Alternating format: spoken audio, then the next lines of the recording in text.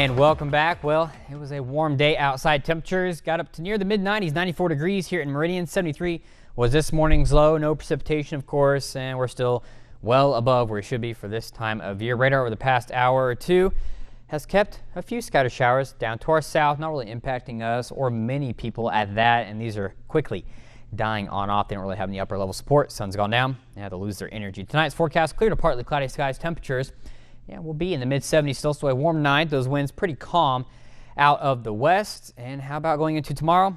It's going to be another warm one. Temperatures much like today, right near 95 degrees. Winds out of the west-northwest. We'll have some thunderstorms in some spots, mainly during the afternoon hours. Better chance down to the south of Meridian, again near the Gulf Coast. No matter what, if you see any rain or not, you're still going to be under, I would call it unbearable heat outside. You don't want to stay outside for more than maybe 5 or 10 minutes with this heat index approaching 105 degrees here in Meridian. So it's going to be a very warm day in general. So here is that radar and satellite. If I zoom on out, we can take a look at our regional area, seeing some off to Georgia.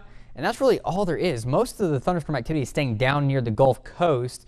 Again, we're in between two systems right now, and unfortunately the heat's going to start building back as we start to get a little bit of a pattern change over the next several days. So how's it look going into tomorrow? Well, tonight we should remain relatively clear. Again, thunderstorm activity well on off to our south. Again, you really can't take these little pop-up showers that happen during these models seriously.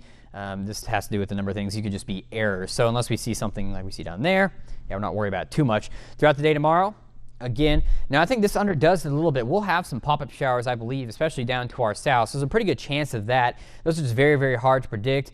And we also have a couple factors at play, one being the high pressure out to the west. Again, it has been almost stationary for about the past 8 or 9 days. Now it is gradually moving on off to the east. There's that northwesterly flow, and that's doing one of two things. The main thing it's doing is it's kind of keeping any fronts at bay down to the Gulf Coast. The other thing it's doing is it's bringing in some drier air in the mid-levels. That's actually mixing down is what we call it. So it's basically being brought down to the low levels of the atmosphere, so near the surface. And our dew points are staying in the 60s, which is good because the higher the dew point, the easier it is for storms to get going. So you want that dew point to be less. Unfortunate factor is it's still going to be muggy outside no matter what, and that high is going to start moving off to the east. And as we go into your weekend, temperatures are going to come roaring back, but very slowly, if that's what you want to call it. So they'll go up by a few degrees. One place you don't have to worry about is, hey, we're going to kind of start on a nicer note. Our 13 and under team is going to be in the Babe Ruth World Series up in Massachusetts.